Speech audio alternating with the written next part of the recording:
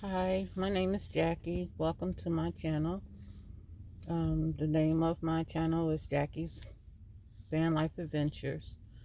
Um, I have maybe about 3 videos out, and in one of my videos, I talked about how I quit my job working at a thrift store, and I was working there. I'm retired, and I was working at the thrift store just to be able to, come up to meet my bills after paying my rent. I had other expenses and so forth, but standing all day as a cashier at a thrift store, I had a right knee. I have a right knee that needs surgery, and something going on with my left foot under my heel. I forget what it's called, where there's they're like little hard rocks or whatever grows on the inside of your heel.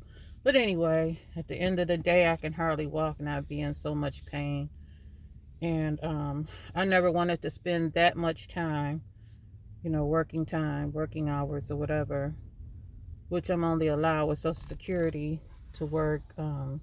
So, so many hours. I couldn't work full time, but the time that I did work, like 4 days a week, I really didn't even want to work that much, because I spent 30 plus years working. And anyway, I did work there for like a year and a half, but it just got more and more painful and so forth. So I quit that job, and I'm just starting out my full time van life adventures, if I can call it an adventure. Um, the reason why I'm just starting out is I had to give my landlord a month's notice in advance before moving out.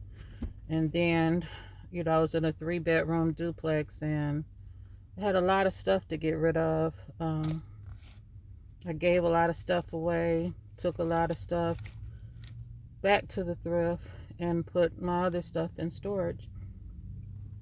And, I've watched van life adventures, well, not van life adventures, but different kind of videos, people sleeping in vans that they built up, and RVs and their cars and so forth. I've been watching that kind of stuff for years, and it was always exciting to me because I want to travel and see the United States.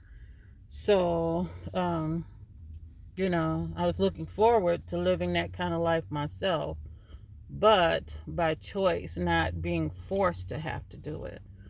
So, I'm just making this video to tell you what my experience has been so far living out of my van. Now, I started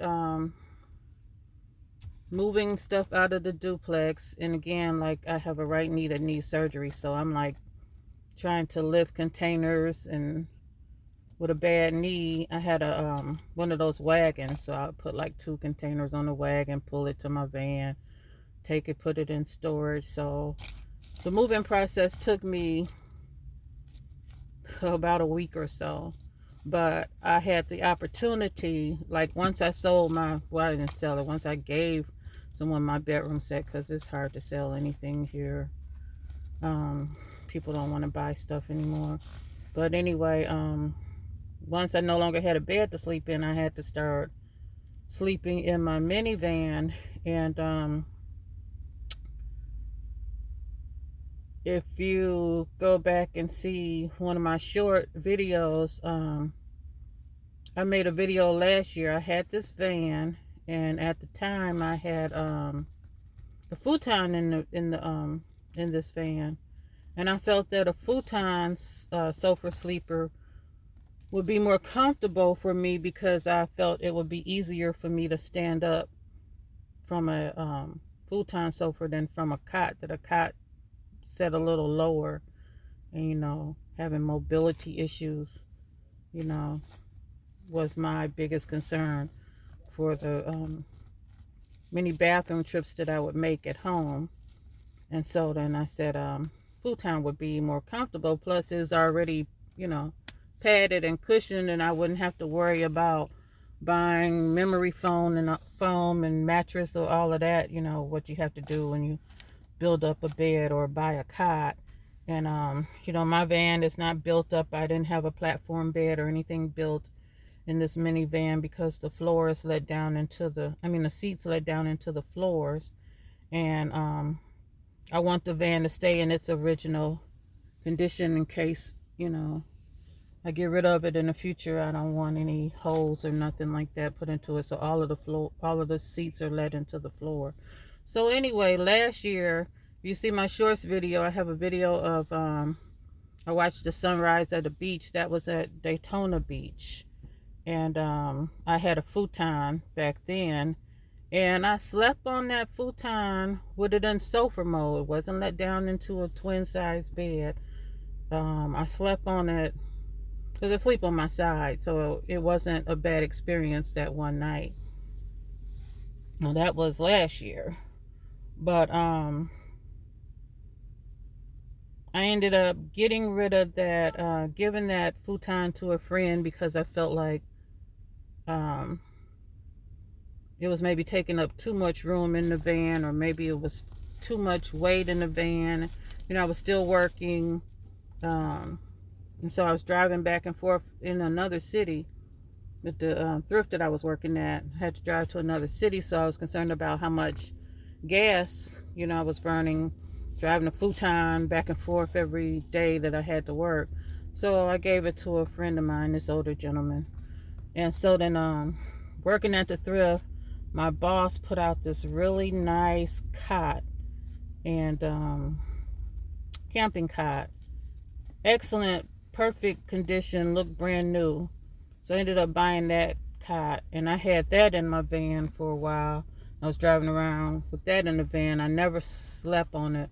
Actually, never even sat on it, but I just had it set up in the van. So then after a while, I took it out. I think I took it out because I can't remember why I took it out the van, but I folded it up, took it out the van, had it in the house. So anyway, while I was still working right before I quit my job, I was like saying to myself, wow, I missed that futon.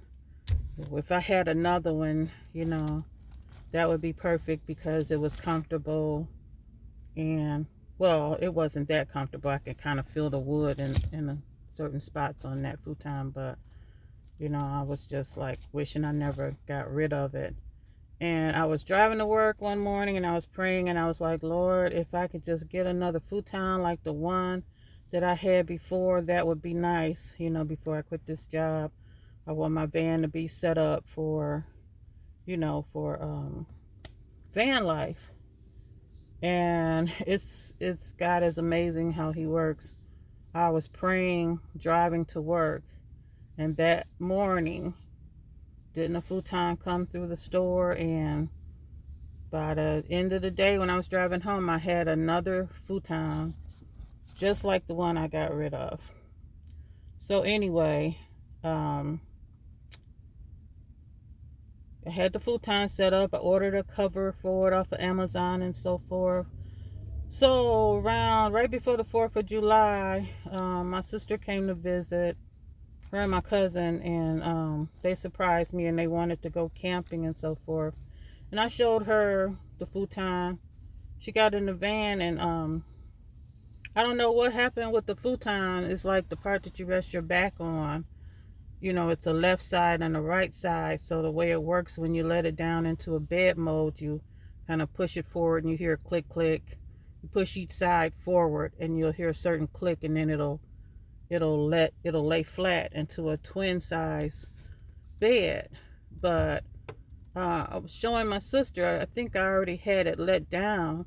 So when we went to let it back up into a sofa mode, the left and right side where it meets together in the middle, the wood didn't meet together. It was overlapping, like one side was touching the other side like that.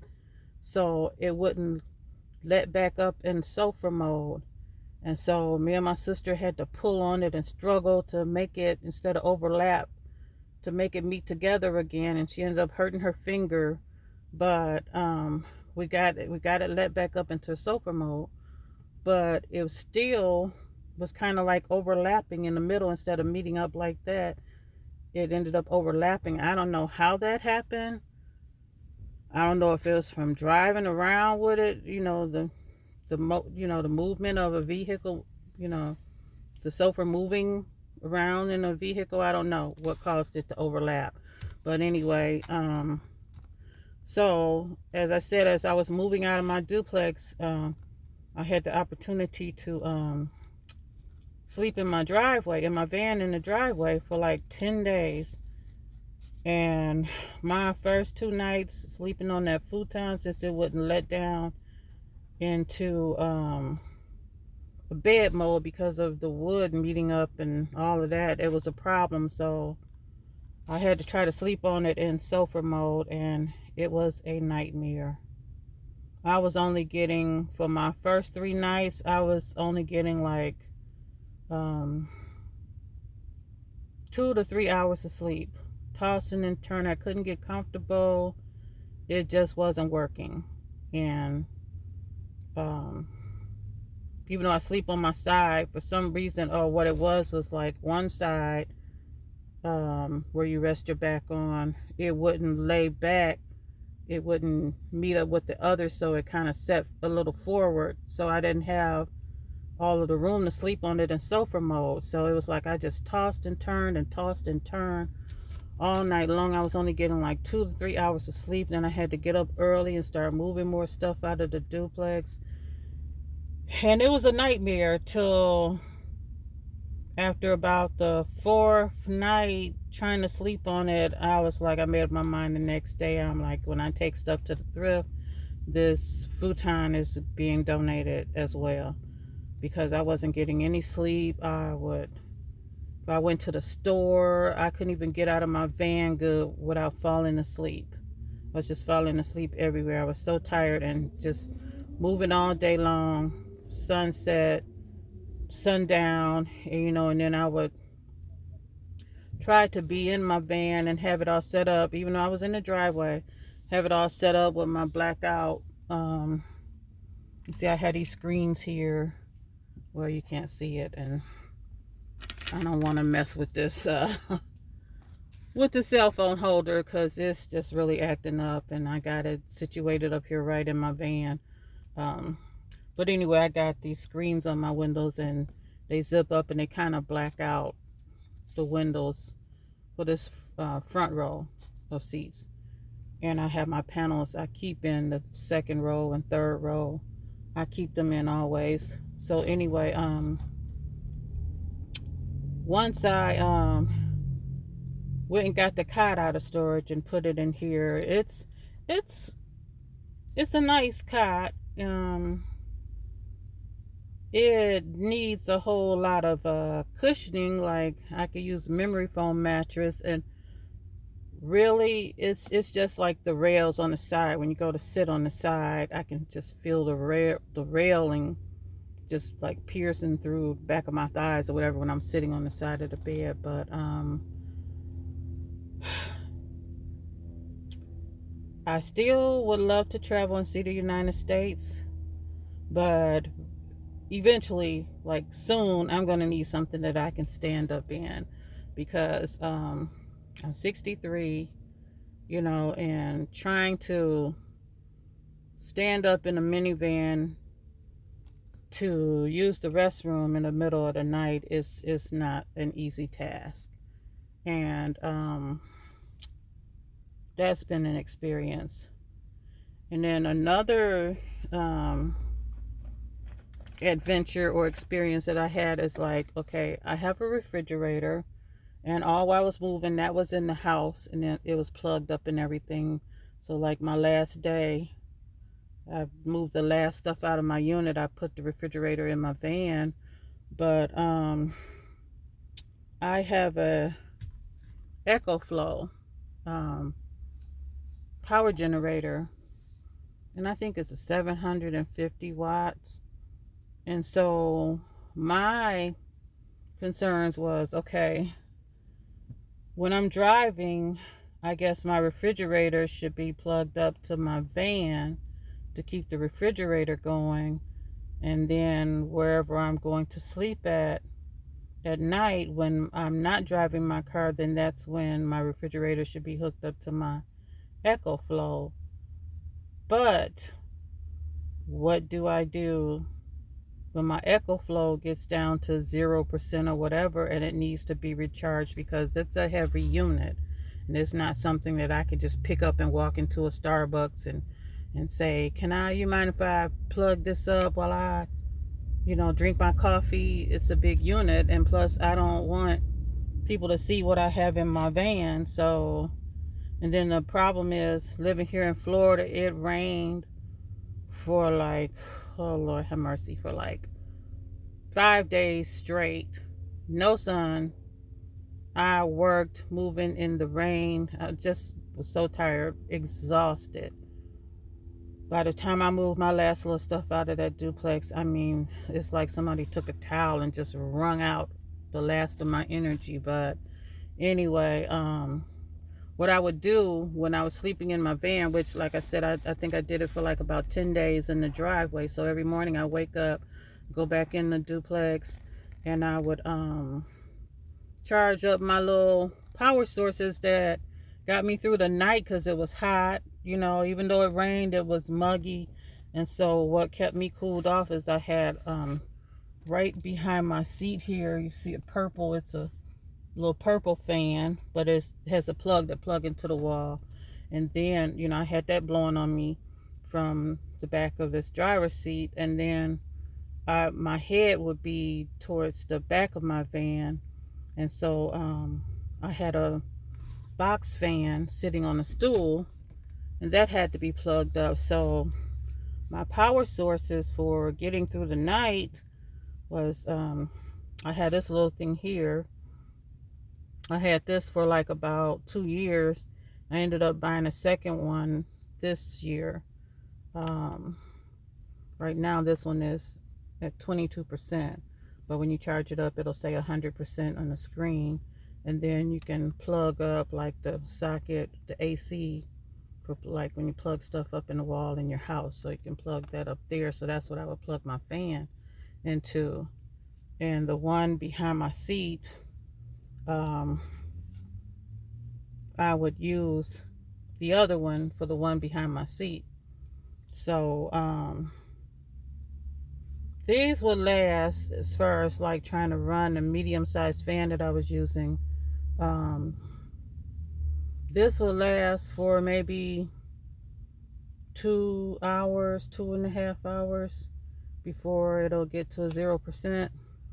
So I would just go through these. I use this one. It gets to a 0%. Like I said, I have two of these. And you got your whatever you call them, the USB ports there, 1 and 2, and then the socket where you plug anything that needs to be plugged into a wall. So that's how I ran my fan till it ran out of power. And then the other one would be for the fan right behind me on my seat. Then when I run out of power, I had one of these called the How Easy, and I'm not sponsoring them, but I ordered this off of Amazon, and it has the 2 plug wall socket plugs, AC or whatever. Yeah, AC 1 and 2 there, and then your USB plugs there. Then you got your button for AC. Let me see. Okay, this is completely empty. It needs to be charged up, but it has a little light here, whatever. So between the 2 of these and this one, to get through the night, which I would try to stop moving and be in my van because I didn't want to get ate up by mosquitoes. So I would try to be in my van right before it gets dark here in Florida. And so I'd say about 7:30. And so from 7:30 p.m. until about 6 o'clock in the morning, I would use all the power up in this small little power bank. And the two of these, as far as just running a fan and keeping me cooled off. So every morning I get up 6 o'clock in the morning, go in the duplex, and recharge these things so that they'll be ready for the next night. And it wasn't bad. Once I put the cot in the back, it wasn't bad. Like I said, it's kind of a challenge going to the restroom and everything. But and then I have like a Jackery 256 or whatever, 256 watts. Sometimes when I use these things up, I needed the Jackery. And if I started off with just using the Jackery for the fan, it'll run it, it'll run the fan all night. In the morning, it'll be totally depleted, and I'll take that in the house and recharge that and everything. So, my very last night, spending the night in the driveway at the duplex, I got up, went in the house, plugged everything up, and they cut the lights off. So I didn't get to power up my banks back up to 100%. So I'm like, now I got these 3 units need to be powered up. I'm not gonna have anything to keep me cool. My Jackery that needed to be powered up, charged up, and so my EcoFlow. Now I got the cigarette lighter plug in the back of my van, so I plugged that up to charge that. And so my son was telling me, like, you're gonna mess your battery up plugging it up into my EcoFlow, plugging it up when my car is not running. And so I'm like, I am still trying to figure out how to keep my EcoFlow charged and how to keep my refrigerator charged. I mean, my refrigerator hasn't been cut back on since it's been in my van. It's just been sitting here in my van. I have food, not a lot of food, but a little bit of food to go to waste, because I'm like, I can't charge both items at the same time, my refrigerator and my EcoFlow generator. And so I'm like trying to figure out, how do people with their, I know probably when they're driving that's how they're charging their refrigerator, but once you pull over somewhere for the night, is that when they use their unit, their generator, to run their refrigerator? And then once your generator battery gets low, what do you do to charge that if it's just been one rainy day after the next and with no sun? Because that's been my biggest concern. It's been raining like 5 days in a row.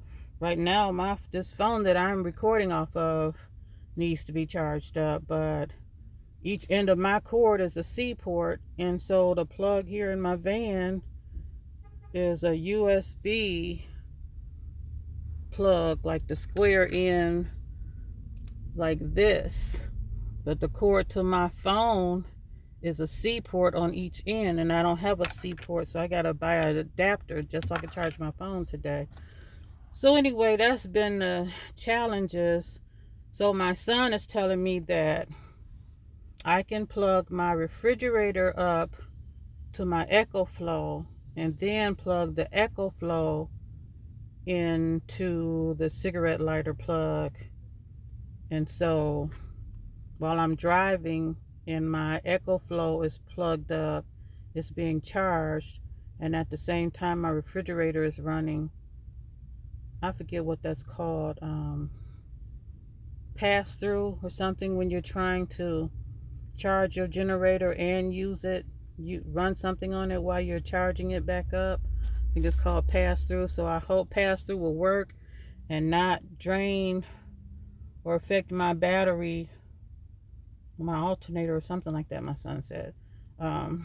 Because about 4 months ago I had to buy a new battery for this van, And when I called my car insurance because I left out to go to work one day and my van wouldn't start, the guy that came out to give me a boost, he was like, well, you're doing good to have the original factory battery in this van that long.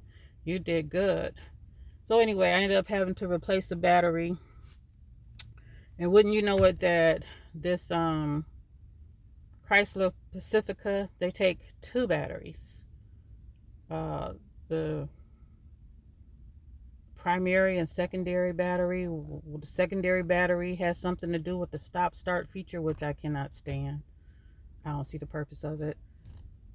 But anyway, so that's been a challenge, so I haven't plugged up my refrigerator as of yet. And I'm not even going to show you what my van looks like. It's a mess. And I stopped at a 7-Eleven. I was hanging out at the beach last night. And I stopped at a 7-Eleven to get something to drink. And I have back in the back of my van, I have a 5-drawer unit on one side. Then the other side, I have like a hamper. And so a lot of stuff that I was trying to keep in my van for van life or whatever is in the hamper. And the hamper has a lid. And I had 2 clear containers back there. One had my hair care products in it, and the other one had it was like my little food pantry. So I'm parked in the parking lot at 7-Eleven, and I opened the hatch to unplug the Echo Flow, because my son is saying it shouldn't be, charging if my van is not running. As soon as I open the hatch, the hamper falls with everything that's in the hamper. The clear container with my hair care products just rolling all in the parking lot. All my hair care stuff is just like all over the parking lot. And so then this police officer was just getting out of his car, and he came over, and another gentleman, and they helped me pick up hair care products and put it back in the container. God, that was so embarrassing. But anyway, I told him, I said, I just moved out of my duplex because I can no longer afford rent. Is there any place that they allow people to park overnight? And he was like, no. So this is bringing me to my biggest concern about van life. I may have to leave Florida just so I can get some sleep. And it breaks my heart because I'm a new grandmother. My granddaughter, she's on Monday, she'll be 8 months. And another little one is due in January, the same month that she was born. And I really want to be close. I was like seeing her every Sunday, and then I started babysitting for my son and his girlfriend on Fridays until the last Friday that I had to start moving. So I just got to see her. I missed like 2 weeks of seeing her, and I got to see her the other day, and she's just as sweet as she can be. And another challenge of mine is that I have narcolepsy, a sleeping disorder, and I haven't been on my medication in years. When I retired in 2010, the medication I used to take like 4 pills in the morning. That was the prescription, with some black coffee, and my prescriptions was $10 a month. So someone sitting behind a desk made the decision that I did not need to take 4 pills a day, and they cut the prescription in half and then raised it to $50. So I'm like, what's the point in me paying $50 for half the prescription? It's not going to work for me if I don't take it the way I've been taking it for years. And it was like, it worked like about 80% of the time. I don't know. But I do have a sleeping disorder. I can fall asleep any and everywhere. And even working this at the thrift store, driving home, that was another thing about the job that made me quit, driving to another city. And I get off of work and I'm in pain and I'm tired and sleepy, but God would definitely take over my steering wheel because I was like a zombie driving home. And to be a witness to the fact that he took over my steering wheel is because there are times when the drive from the city I was working in to home was like about a 35-minute drive. Um, God is so good because he's taken over my steering wheel and got me home plenty of times, because by the time I pull up in the driveway, I would I couldn't keep my eyes open any longer. And so I would be sitting there in the driveway. Sometimes I couldn't even turn the van off. And I'd just be sitting there asleep. Or I opened the door, and so I'm sitting there asleep with my car door open, and I'm just sitting there asleep. And so like one time I got home from work, and it's so crazy because I'm from Michigan, and so I'm like dreamed that um I was headed to my old house in Michigan. Like, we still had that house, and I was gonna go there and stay the weekend. And so when I fell asleep in my van in the driveway, I was like half asleep, half awake, and I looked and I'm like, what am I doing here? I'm supposed to be over on so and so street, like where my old house was in Michigan. And so it was a weird dream because I was half asleep and I'm opening my eyes and I'm seeing where I currently live, but I'm telling myself, you must have got on the highway and came up too soon. You're supposed to be over on so and so street, which is way in Michigan. So anyway, when I get home, once God got me safely up in the driveway, it's like I was asleep driving all the way home, and that was just too much. So anyway, that has been my biggest challenge because I've been trying to get back on my sleep medication since October. I thought I was going to be moving out of the duplex in October when my son and his girlfriend moved out. And so, it's just been like one problem after another trying to get back on my medication. So, my biggest challenge is this city that I live in here in Florida, they're not stealth camp friendly. Cracker Barrel, last year I tried it when I slept on that futon at one time. I ended up going to a Love's truck stop and sleeping there. Got like about 4 hours of sleep because I hung out at the beach until the beach closed. And then this little city here that I live in or lived in, Walmart's, Walmart's used to be 24 hours until COVID. So Walmart's parking lot Walmart's was closed. The lot was empty. I left there and I was so tired that night. This was last year. I was so tired that night, and I'm like, Lord, where am I going to pull over and park and get some sleep? So I left Walmart's and went to Cracker Barrel. Cracker Barrel was closed. Not a car in the parking lot. They had signs up everywhere, no overnight parking. And so it was like, where am I going to go? And so then people, when I used to watch the videos in the past, the last 2 or 3 years, people used to talk about Love's truck stops. So that's where I ended up getting like about 4 or 5 hours of sleep. And then I got up that morning and drove, and that's when I made that video of the sun rising in Daytona. Drove to Daytona from Love's, drove to Daytona's beach, and watched the sunrise. So now, the night before last, I spent my first night in my son's driveway, and I got up and went to the beach yesterday and hung out at the beach. So I said, I'm just gonna drive the shoreline you know, the ocean shoreline or whatever. It's called A1A. I'm going to drive that all the way into Daytona, and I was going to find that same little park that I made that video last year. It was a nice little, I wouldn't say a park, but it was a lot. And you could pull your car up in the lot, and then they had like the little boardwalk where you could kind of like walk the beach, you know.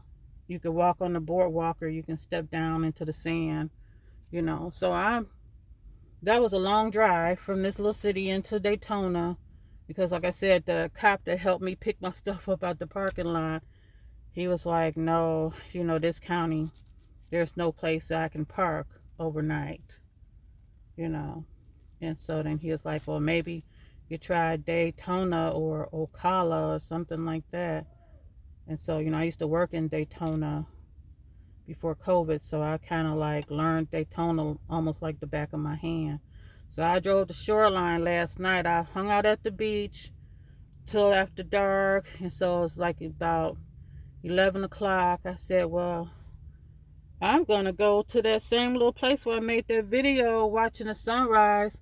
I'm gonna drive there to Daytona and park in that little lot and sleep there. And that was the longest drive going that way instead of getting on the highway. That's the longest drive, but I drove it. And you drive through Ormond Beach, and then you drive through Daytona, you know, and then you got all these high-rise hotels and apartments and stuff. And Daytona got the little rides. And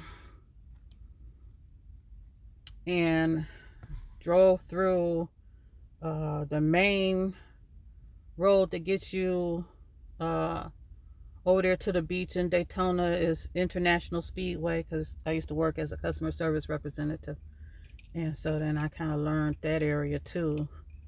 And so I made it past International Speedway, and now I'm looking for that park that I made the video of. Okay, what's wrong with my van? Excuse me, y'all. My van don't seem to want to start. Okay, there it goes. I have to turn on the air. So I drove and drove and drove. I think I drove for like an hour. Didn't see that park anywhere. I don't know if it had a name or whatever, but I did make a video last year of the sunrise, and that park vanished. I don't know if they tore it down and built high rises. Maybe I didn't see it because it was dark, but I drove from 11 o'clock. It was like it seemed like about an hour drive, and I'm well into Daytona, well into, I don't even know what neighborhood along the shoreline I was headed into. It went from all these high-rise hotels and apartments into, next thing you know, I was going into a neighborhood and everything. So I'm like, I know the place wasn't that far. And my gas, I used up a lot of gas, so I'm like, I was tired and sleepy, couldn't find no place to park. So I ended up driving all the way back here to where I used to live. My son, him and his girlfriend, they got a house and everything, so I ended up sleeping in his driveway for a second night, but I know he's not going to want me in his driveway every night. And it's going to break my heart if I have to leave Florida just so I can get some sleep. But last night was like torture. Couldn't find no place that I can park. Here in this city, in this county, Flagler County, they are not stealth camp friendly at all. No Cracker Barrel, no Walmarts, no place to stealth camp. And so I was in tears by almost 2 o'clock in the morning. And I made it back here and ended up in my son's driveway, and I know that from watching videos for years, they say have at least about 7 different places to park, because you shouldn't park in the same spot 2 times in a row, for security, safety purposes, and so forth. So it's like I'm literally gonna have to leave Florida And I really didn't want to be that far away from my grandbaby, and I want to be around for the new grandbaby, but it's like I have no choice. And I look forward to working my way towards financial freedom. I got credit card bills I want to pay down, and then my desire is eventually to get something that I can stand up in with a bathroom, in the kitchen area and all of that. But you gotta weigh your pros and cons about, if you're getting an RV that with a motor that you drive, if you have any kind of problems, and you gotta put your RV in the shop, you're putting your home in the shop. But then it's the same way with people that build up minivans and so forth. When you have problems and you got to put your transportation in the shop, that's also your home, and then you got all of your personal belongings, that I guess that you got to take out, or you get a hotel room and put all that stuff in a hotel room. Like, people have real expensive solar generators, 2,000 watts, 3,000 watts. What? Solar generators seem like they're about $1 a watt. So you get a $2,000 solar generator, you paying $2,000 for it, and then the solar panels and all of that.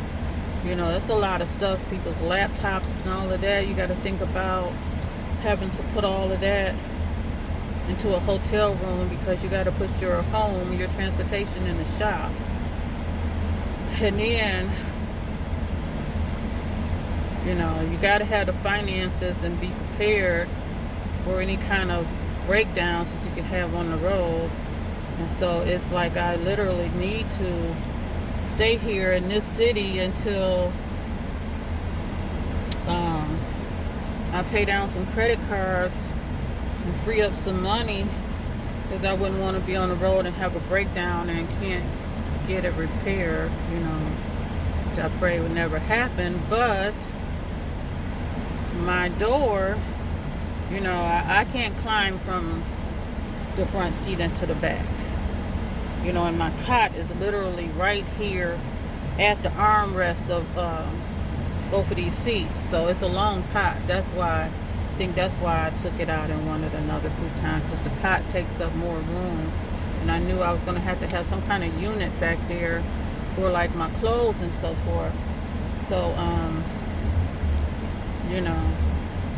I'm like, I notice a lot of people that like live out of their vans, and it seems like they just have so much room in their vans.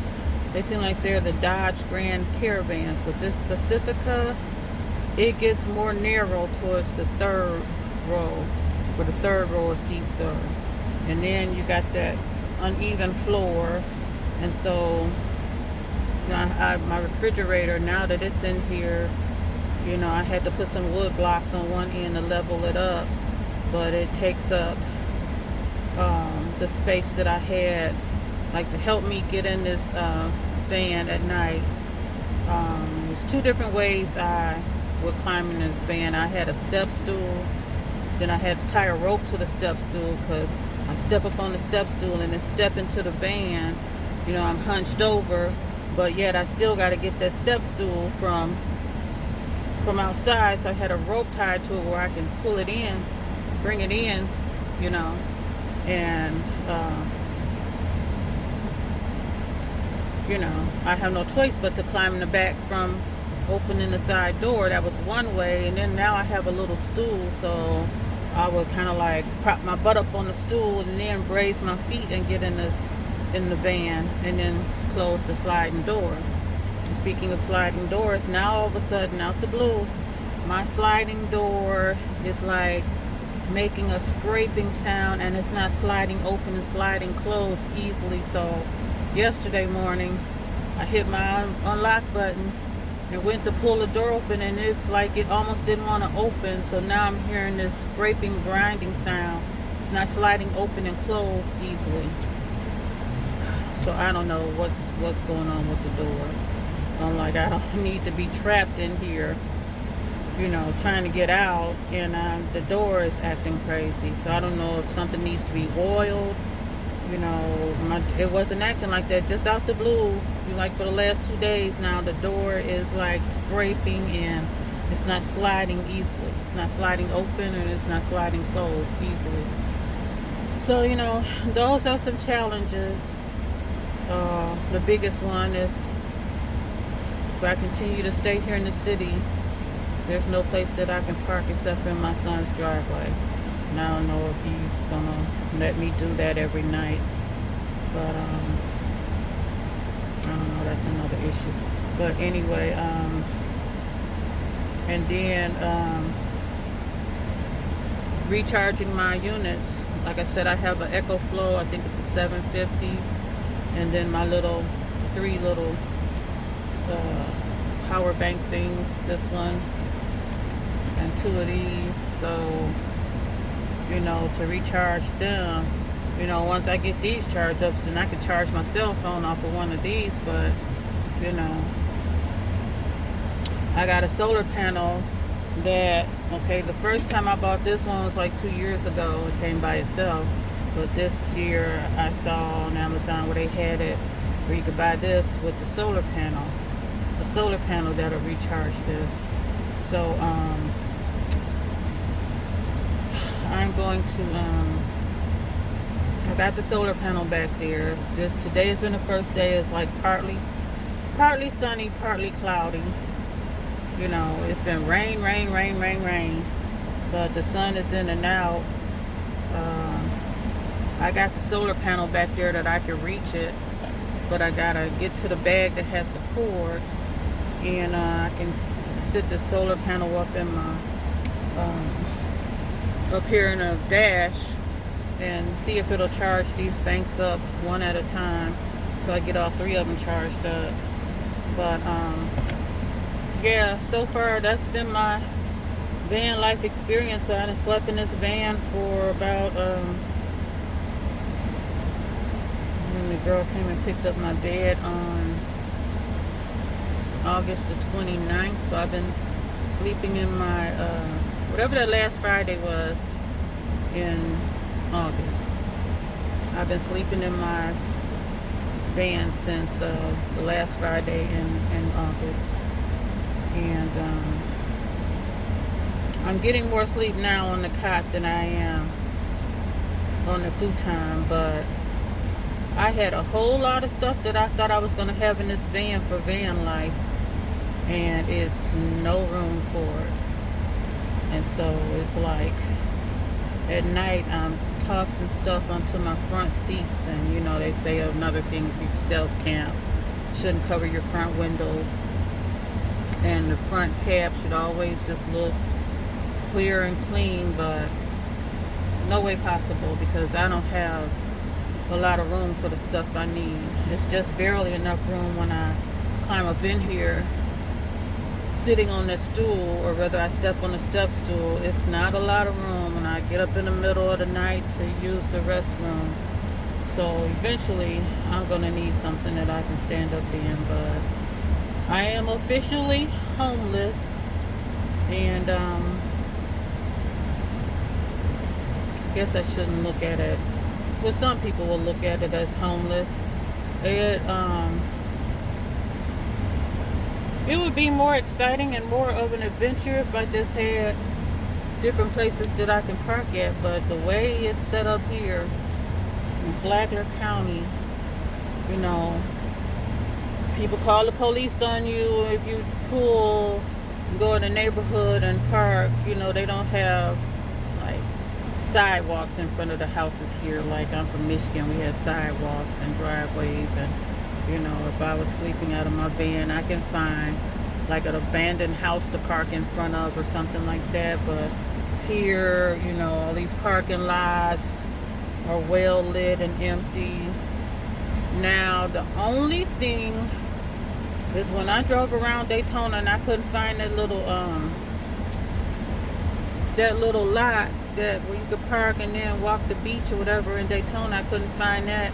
Then I got on the highway to head back to my son's house, but I said, now there's a Walmart in Ormond Beach, and I'm going to see what their lot looks like. Now came up off the highway and went to that Walmart's, and I saw some employees like sitting outside of Walmart's, and that Walmart's has a bus stop in front of it. And then I saw cars scattered around the parking lot and parking spaces. And then there was a group of guys hanging out in one little corner of the of the lot. Like they had pickup trucks and stuff like that. So I don't know if there was like a hangout spot for them. But that may be an option.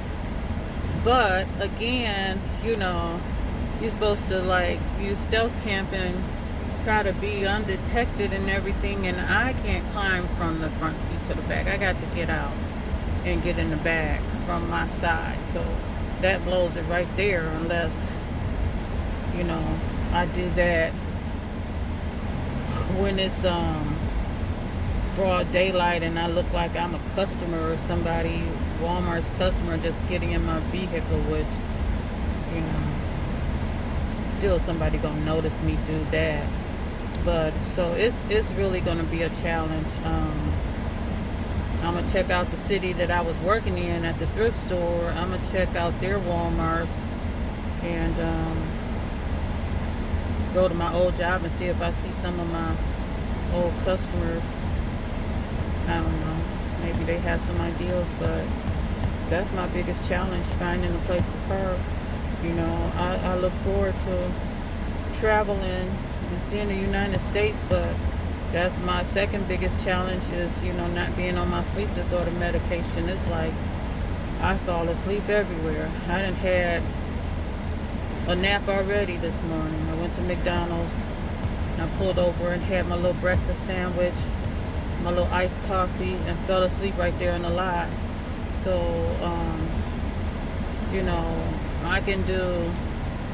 I can drive at the most like an hour before getting really drowsy. So I think that trying to see the United States and everything,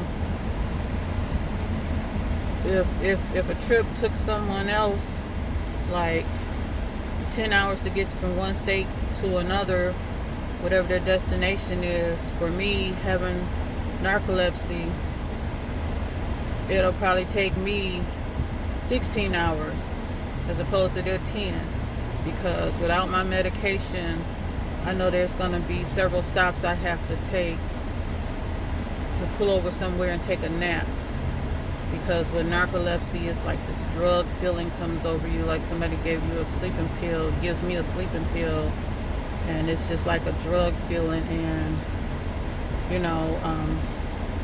when I was on my medication, I would still get drowsy, like when my son was little and I pick him up from school and we're driving home, and especially when I was in that stop and go traffic, that would really make me drowsy, and especially if it was hot outside. And there were times I would have to tell my son, I got to come up off this highway, pull over somewhere, I'm getting sleepy, sit there and do your homework, don't unlock the door. And I would just have to put my seat in a reclining position and sleep it off until that drug feeling go away. Then I would be energized. Like right now, I'm feeling very sleepy, and so those are the challenges. But so I admire the people who are out there successfully living out of their vehicle, whatever their source of vehicle, car, SUV, van, minivan, RVs. Well, RVs, I think, I don't see a lot of challenges. Maybe finding places to park, maybe, but you got everything in an RV. Your kitchen, bathroom, bed, all of that stuff. But those who's out there doing it in cars and minivans, SUVs, I really admire them, because it's a challenge, and they are doing very good, because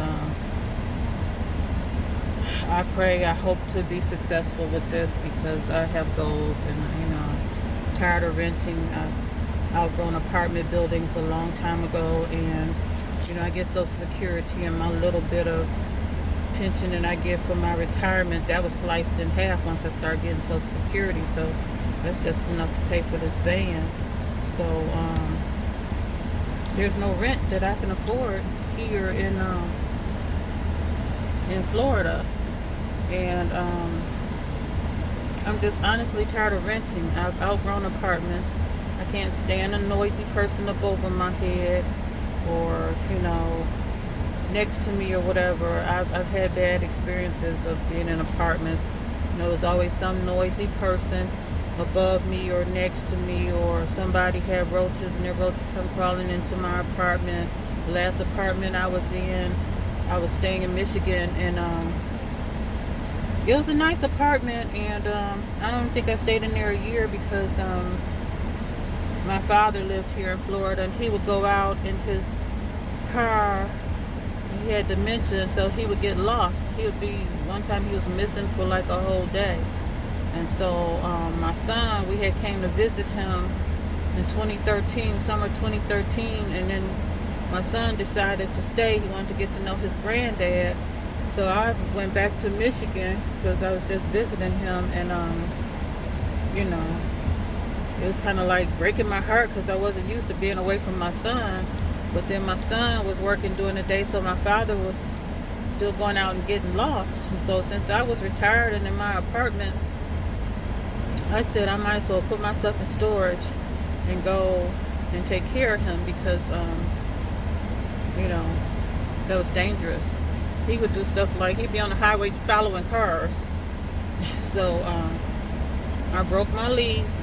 The landlord was nice enough to let me break my lease. He gave me my whole security deposit back, put my stuff in storage, and that's how I became a Floridian. I don't know. That's how I ended up living here in Florida, and this was in 2014. So I moved in with my dad, and he forgot how to use the microwave. He would buy food, forget to put it in the refrigerator, frozen entrees. They sit on the counter, I was told, and he put them in the freezer anyway. And he forget to take out the trash, and all of that. So I came and took care of all of that for him. Took him to his doctor's appointments, did the laundry, clean, kept the house clean and all of that up until 2016. I think he passed away. My father was almost 91, I think. But my father was getting up in the mornings, he was sleeping, but he'd get up, get dressed, come out, sit on the sofa. I make his breakfast, lunch, dinner, make sure he take his medications and everything. So my father would get up and do stuff on his own. But they took away his driving privileges. But like one time he was on the sofa, sitting on the sofa, looking at TV all night, and then when he went to get up so he can go in his room and go to bed, he felt the pain in his side, his lower back or something like that. So he thought it was something serious. And at the time my nephew was living here too, so my son and my nephew tried to help him up off the sofa, and he was like, "No, y'all going back to bed, I'll be okay." And they had to work, so they went back to bed. Next thing you know, EMS ringing our doorbell. He called EMS because he thought it was something serious. So they had him in the hospital for like 2 days and did all kind of tests and stuff on him, and said, he just had bad arthritis in his lower back, and we're going to refer him to a center for get a little physical therapy. The center that they referred him to turned out to be a 2-star nursing home where they let him lay up there in the bed. They doped him up on 2 Oxycontins, and he was so high, doped up, that he was like, I talked to him on the phone because he was in another city where they had him at, and he was like, my teeth coming out my mouth, and he was hallucinating. And so then we went to visit him one day, me and my son and my nephew, And my son and my nephew was helping him go to the restroom. And the nurse was like, oh, he doesn't walk. And I'm like, what the heck you mean he doesn't walk? My father was getting up and dressing himself and doing everything on his own. What do you mean? She's like, oh, well, he act like he can't walk. And so we was like, forget this. He's coming out of this place. I'll bring him back home and, nurse him back to health and everything. Because he was supposed to have been getting, mind you, physical therapy at a rehab place. And it turned out to be a 2-star nursing home. They let him lay there in bed, didn't change his depends. He got bed sores beyond the first layer of epidermis or something like that. The doctors told me it looked like somebody just took a knife and just carved it into his behind or whatever. So we called a transportation service to get him out of there to bring him home. And so the gentleman came with the wheelchair, or no, the nursing home had a wheelchair. So when the gentleman from the transportation service was ready to wheel him to the van so we can bring him back home, he told the people, we need the foot pedals for the wheelchair. The gentleman is sliding out of the wheelchair. He had bed sores so bad that, his behind was sore. So 2 orderlies came and roughly set him up in the wheelchair, and at that moment he had a stroke. And so instead of coming home, he ended up in the hospital in Ormond Beach. And then they determined that the stroke caused him to not be able to swallow properly. So then they gave him a peg tube, and was feeding him through that, And then they had these little boots on his legs to massage his lower legs. And so then I would ask them every day that I would go visit him, are y'all giving him physical therapy, getting him to get up and walk around and everything? And they wasn't giving him no kind of physical therapy. They just let him lie there, and I just started seeing him go downhill. Plus the stroke pushed him deeper into the dementia. And so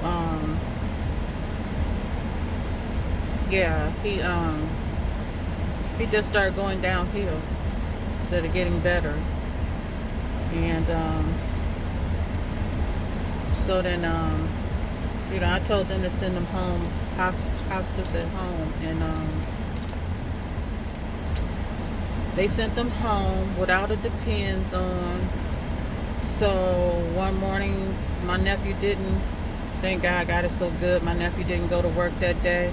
I discovered when they sent him home, they didn't put a depends on him, so he had used it on himself. And if my nephew wouldn't have been there to hold him over on his side, I wouldn't have been able to do it by myself. And so while my nephew was holding him on his side, it sounded like he was gargling with mouthwash. I don't know what they did to him before they sent him home. It was like, we want to send him up to the so-and-so floor and test out some medications to see. Well, whatever they did, he ended up with pneumonia, because I sat at his bedside, took his temperature, took his blood pressure and everything, and I suspected he had pneumonia. So I took him, we had to call and take him off of hospice. I called EMS, and they were like, you ought to look into getting a job working in the medical field, because you were very knowledgeable, with your information that you gave us. They were like, yeah, he had pneumonia. So he went back into the hospital, and then from there they said his system is slowly shutting down. So they put him in hospice, and in hospice they didn't give him they didn't even give him the peg tube food. They were like, well, we're just trying to make his last days comfortable. So they just, his friend was like, oh, he's in hospice, he's not going to last a week. They're going to give him morphine or whatever, and he's going to die. And that's exactly what happened. And to this very day, I don't even know what they said the cause of death was. Natural, I don't know. But I feel like if, the time that he called the EMS to come, because he couldn't get up off the sofa because of the pain he had in his side, and then that hospital referred him to for physical therapy, which turned out to be a 2-star nursing home. I kind of honestly felt like if he wouldn't have went there, he would probably still be here, or at least he would have been here. It's been gone for like 6 years now. But anyway, so that's how I ended up, making Florida my home, is because I came here to take care of my dad. I miss him and everything, and Florida is just, I don't see it the same as like when he was alive. It's just not beautiful to me anymore. I mean, it's a beautiful state, to live in. You can afford it and everything, but it's not friendly to low-income people. And you homeless, which I can't even, I'm homeless now that I don't have a residential place. I can't afford anything by myself, but I have to count my blessings that I have this van, because I saw a video of this lady and she was like living in a tent. I don't know what part of Florida, but I'm like, Florida has snakes, alligators, poisonous spiders, some of everything that you have to be concerned about. And she had a tent, and I forget what else she said she had, and somebody came and stole that from her. And she was a nurse, something like that.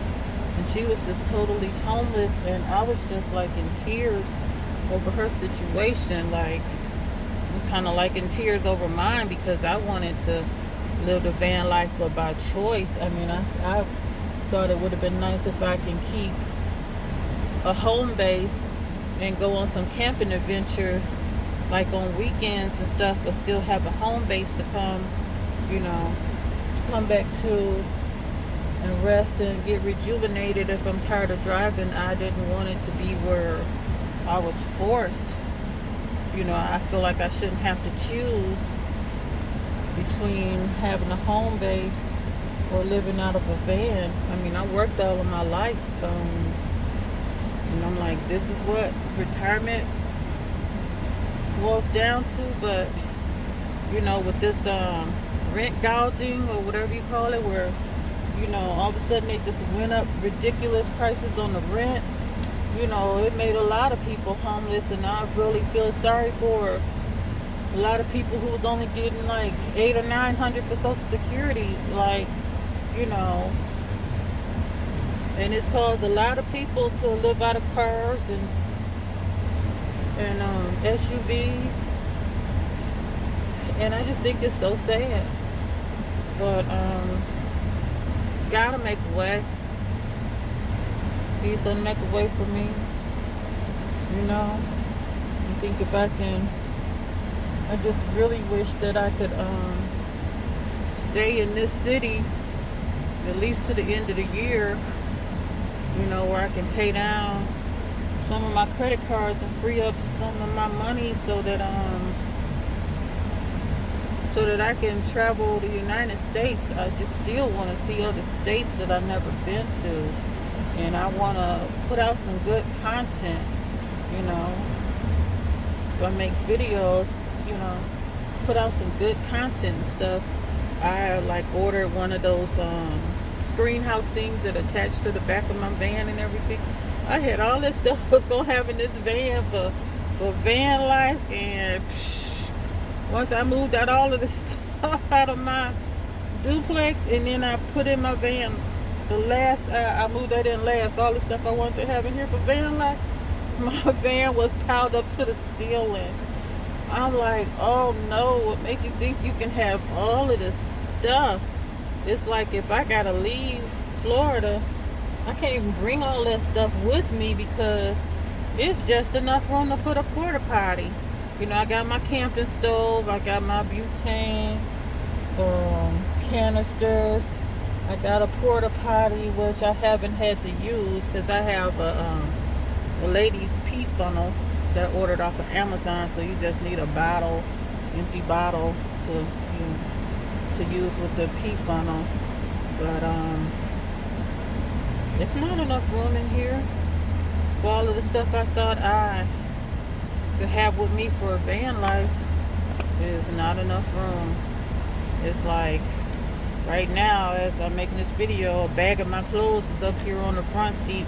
Did laundry at my son's house, but my 5-drawer little chest thing back there, 2 of the drawers have stuff that I would need for emergencies, you know, like a battery charger and stuff like that, a tire inflator. I don't even have a spare tire or room for a spare tire if I ended up with a flat. So, you know, it'll be kind of challenging, but yeah, this has been my life so far. Has been that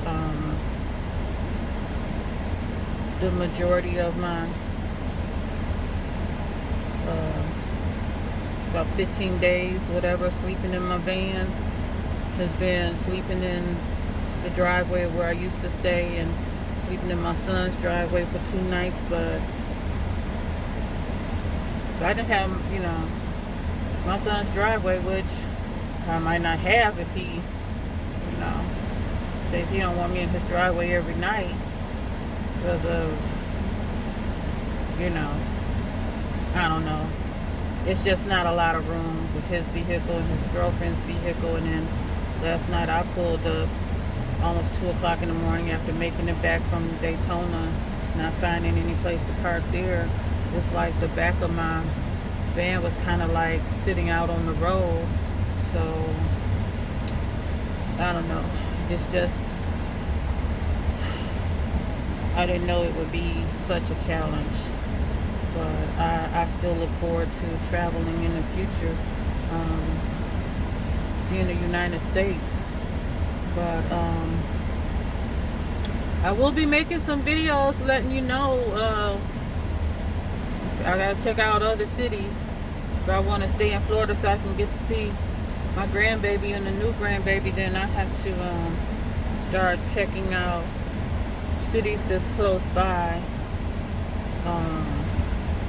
I know Tampa is not all that close. Like, it's a couple guys that live out of their minivans, and I think they're stationed in Tampa somewhere, and maybe stealth camping is a little more friendlier.